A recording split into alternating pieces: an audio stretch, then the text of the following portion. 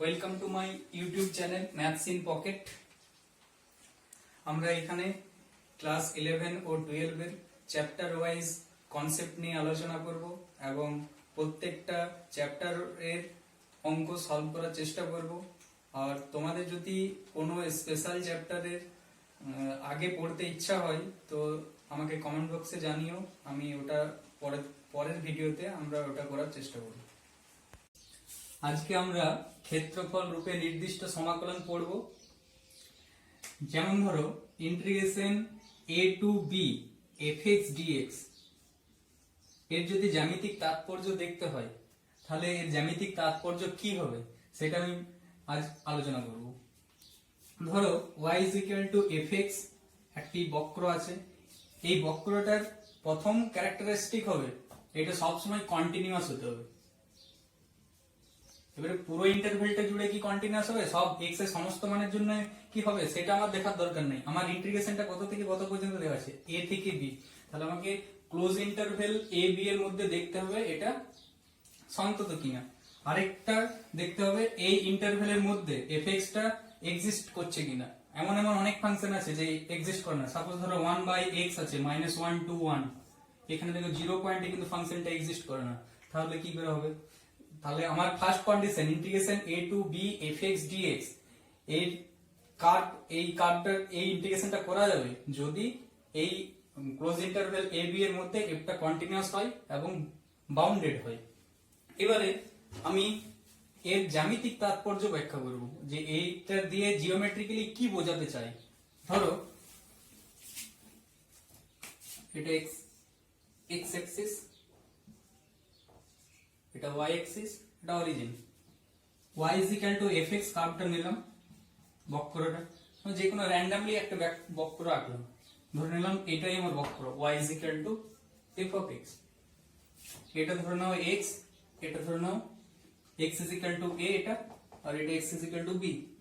তাহলে এই যে বাউন্ডেড করছি x is equal to a যে লাইনটা আসছে এটা কার লাইন হবে? y অ্যাক্সিস এর সঙ্গে প্যারালাল।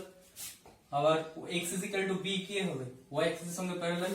তাহলে x অক্ষ x is equal to a, x is equal to b এবং y is equal to fx, এই বক্র দ্বারা যে সীমাবদ্ধ অঞ্চলটা থাকবে তার যে ক্ষেত্রফল আসবে সেটা মানেই জিওমেট্রিক্যাল মিনিং হলো যে এই এরিয়াটার ক্ষেত্রফল হবে integration a to b fx dx।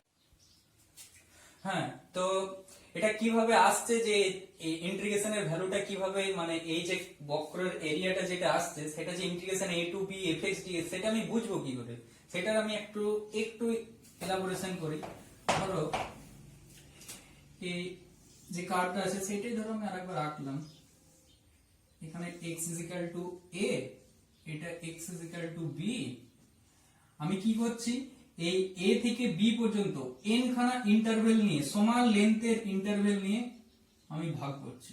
মানে সাপোজ এটাকে x0 যদি ধরি, এটা x1 ধরবো, এটা x2 ধরবো, x3 ধরবো, অমনি করে চলতে থাকবে।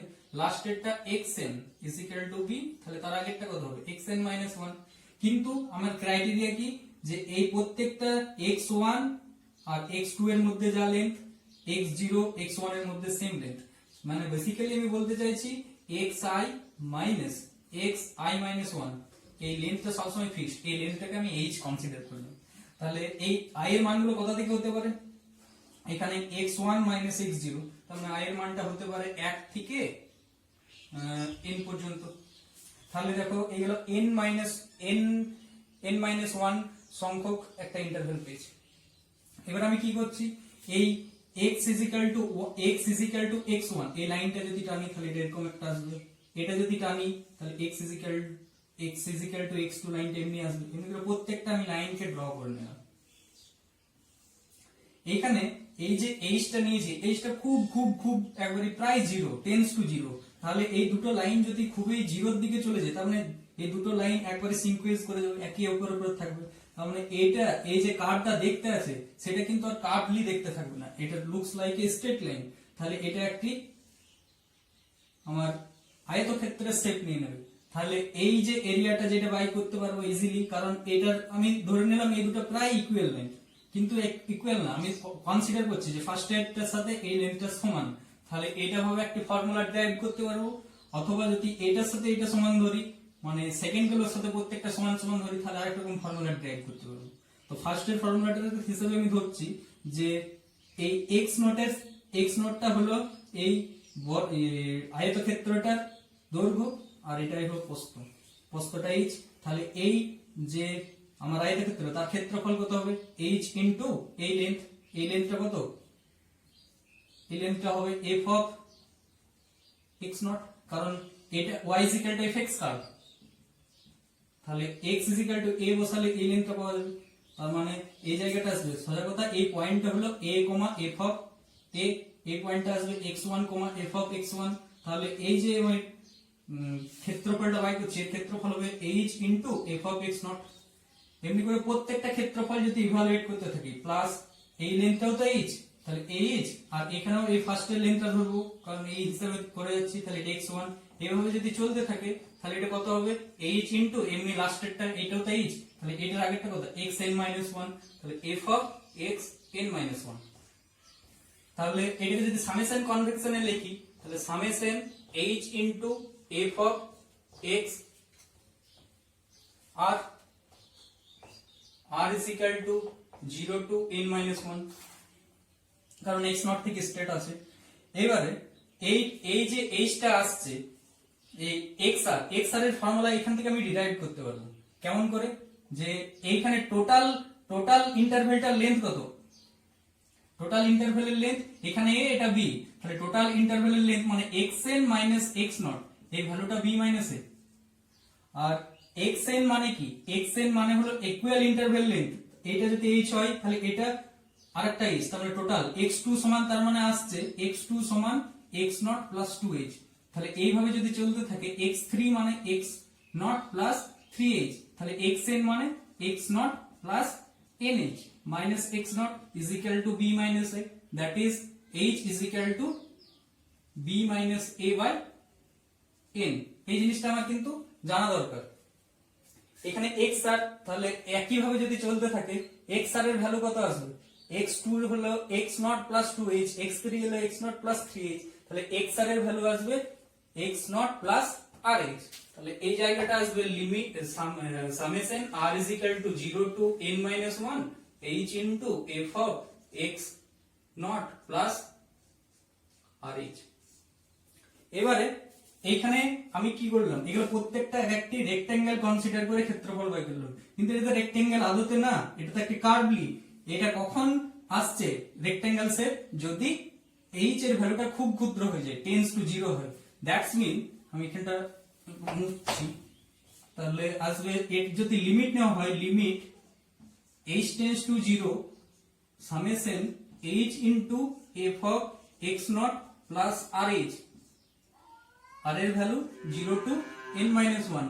তাহলে এই যে ভ্যালুটা আসবে, তখন এই যে কার্ভের যে শেপটা আসছে, সেই কার্ভের শেপটা চলে আসবে, কারণ এইটা যদি আমি 0 এর দিকে নিয়ে চলে যাই, তাহলে এই যে টোটাল যে ক্ষেত্রফলটা কনসিডার হয়ে গেল, এই ক্ষেত্রফলটা মানেই হলো ইন্টিগ্রেশন। তাহলে limit h tends to 0 r is equal to 0 to n - 1 h into f of x not plus rh is equal to integration a to b fx dx।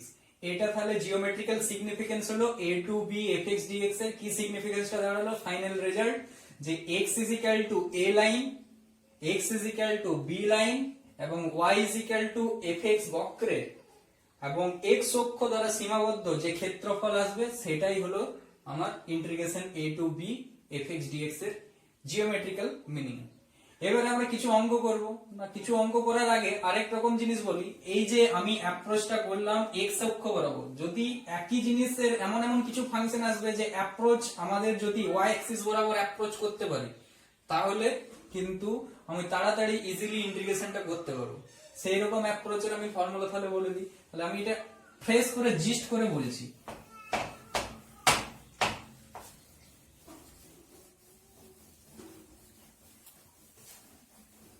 হ্যাঁ, আরেকটা জিনিস, যদি কারো কিছু প্রবলেম হয় কমেন্ট বক্সে জানাবে।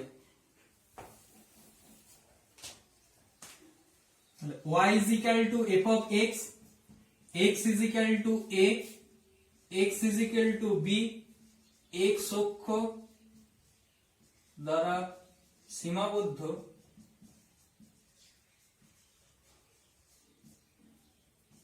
ক্ষেত্রফল ইজ ইকুয়াল টু, এখানে কিন্তু প্রত্যেকটা অঙ্কতে রাফ একটি স্কেচ দরকার, অ্যাপ্রোপ্রিয়েট দরকার নেই, কিন্তু রাফ স্কেচ দরকার, তাছাড়া কিন্তু অঙ্ক ইনকমপ্লিট। এই ধরলাম y is equal to fx কার্ভটা,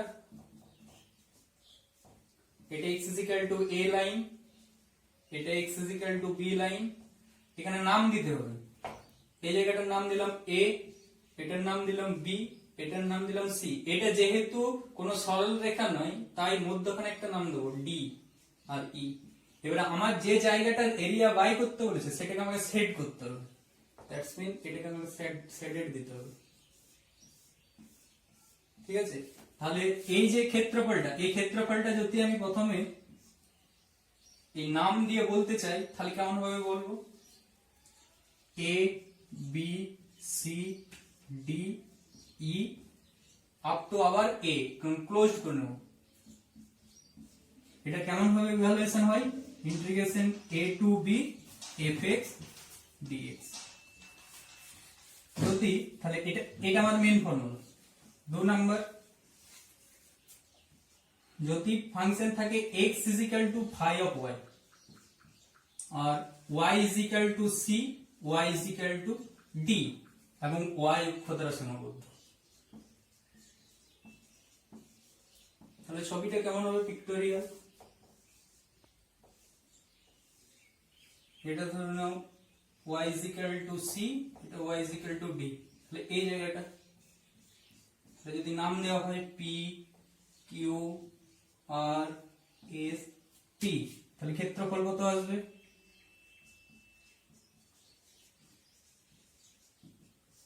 p q r s t p is equal to integration c to d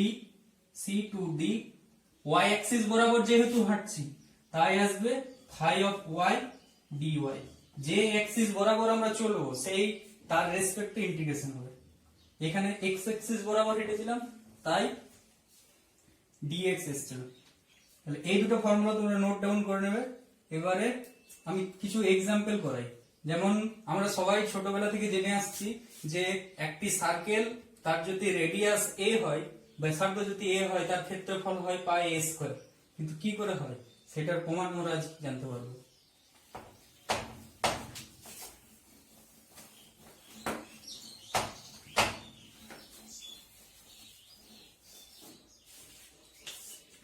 সার্কেলের ইকুয়েশন কি, যদি সেন্টার at x 0 0 থাকে 11 থেকে, কি হয় x square plus y square is equal to a square.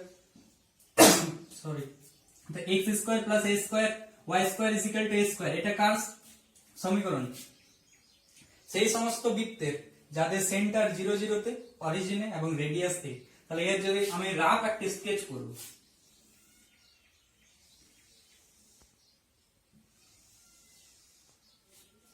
ঠিক আছে, তাহলে এটা যেহেতু সেন্টারটা 0 0, তার মানে এটা সেন্টার, অরিজিন 0 0,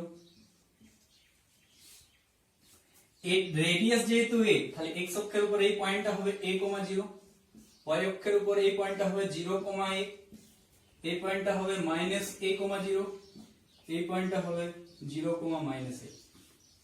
এবারে তোমরা জানো হয়তো যে x square plus y square is equal to a square, এই যে সমীকরণটা এটা কি নির্দেশ করে?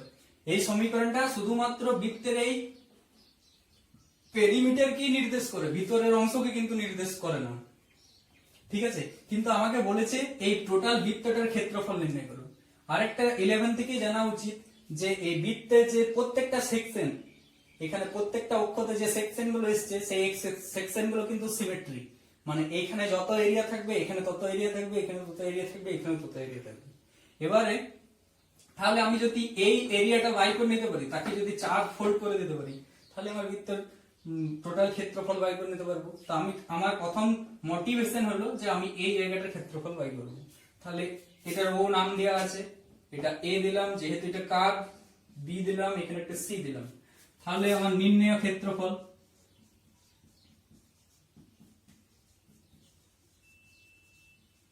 কি বললাম, এই ক্ষেত্রফলটাকে 4 ফোল্ড করব, তাহলে টোটাল বৃত্তের ক্ষেত্রফল পাবো। তাহলে 4 into O A B C ও।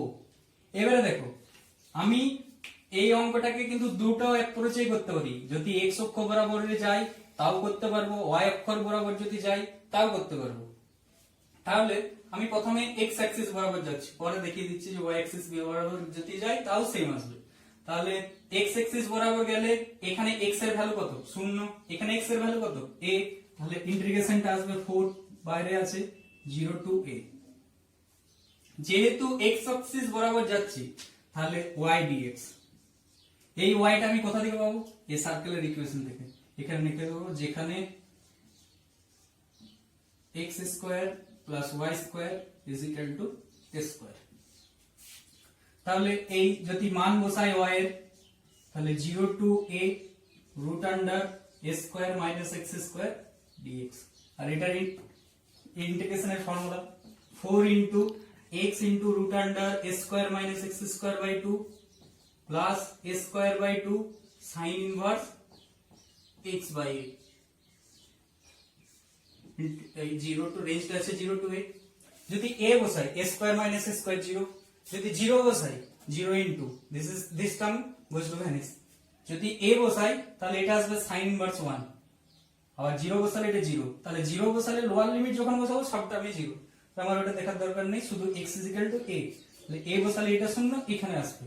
তাহলে 4 ইনটু a স্কয়ার বাই 2 আর sin inverse a by a, that's mean 1। তাহলে 4 ইনটু a স্কয়ার বাই 2 আর দিস ইজ পাই বাই 2, মানে পাই স্কয়ার। এর পাই স্কয়ার লিখলে হবে না, বর্গ একক,